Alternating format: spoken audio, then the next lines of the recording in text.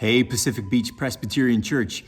It's Pastor Bill, and I'm in the sanctuary for this week's midweek message, and I'm getting really excited as I hang out in here about Friday evening's Christmas Eve celebration at 6:30, and then again for Sunday's worship celebration at 10 o'clock in the morning or at 7 p.m. out on the patio as we continue through the season and look forward to the celebration of Epiphany Sunday in early January when the wise men will finally arrive to our nativity scene.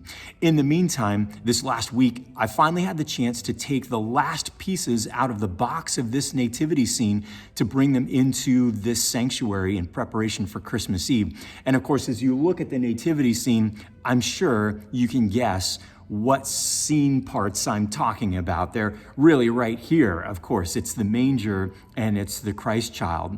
As I pulled them out of the box this week, I was surprised, honestly, by the fact that the baby Jesus and the manger aren't fused together. This is the only nativity set that I've ever had where these pieces aren't fused.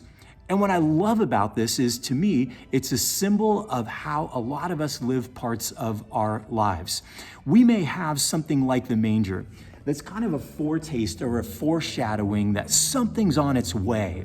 It reminds us to keep our hope and to keep our faith that ultimately that thing we're longing for may arrive. It was certainly the same thing for the other figures that we've added to the nativity scene before Jesus was born. They had that placeholder that was there, telling them that something more was coming and that it was worth waiting for. And then, of course, we celebrate the arrival of the Christ, God in the flesh, as Jesus arrived and entered our world. What a difference a day made for them, and what a difference a day can make for us too, especially if we're willing to hold on to hope, hold on to faith in the God who can surprise us with remarkable miracles. You may be living your life in that space and feeling that way this Advent, that you've got a little bit of a foretaste or foreshadowing that God might be bringing or ready to bring something remarkable and life-changing into your life. You just haven't seen that fulfillment quite yet. Now, I want to encourage you to hold on because God can make a tremendous difference with a breath, with a word, with a thought, with a moment, with a day. Our Lord knows our needs. He values us above the birds of the air and the flowers of the field. He's able to do far and abundantly more than we can ask or even imagine. So have faith. Tomorrow could be the day that God puts in place for you that thing that you've been waiting for, that is the ultimate longing of what you've been hoping for. In the New Testament, we have the book of Hebrews, and in chapter 11, the writer of Hebrews offered us these words of encouragement. Now, faith is the assurance of things hoped for, the conviction of things not seen. By faith, we understand that the universe was formed at God's command, so that what is seen was made from things that are not visible. Let me say that last part again. What is seen was made from things that are not visible.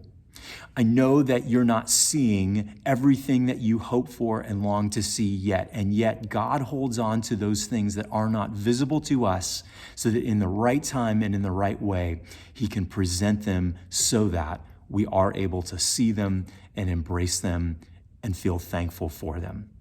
May this season continue to be a time of faith and hope for you as God gets ready to deliver that fulfillment for you. Christmas Eve, again, is going to be celebrated at 6:30 on Friday evening here, rain or shine. We are praying for shine, but we are preparing for rain.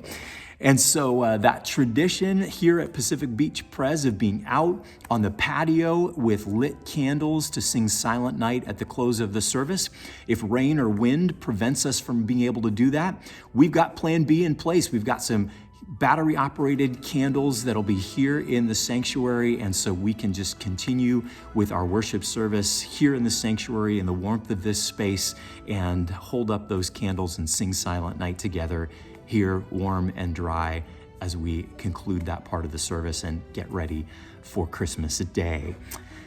I want to also follow up to offer a reminder that many of you have been asking about ways that you can help out and support for folks in those parts of the countries that were devastated by tornadoes recently.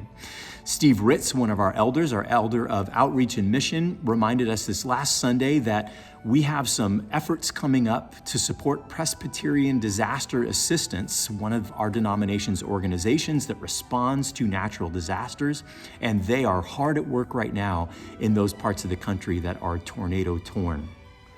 So, what can you do? You could send checks into the church by mail with a memo line item that says for tornado relief or for Presbyterian Disaster Assistance. You can give online to Presbyterian Disaster Assistance at pda.pcusa.org.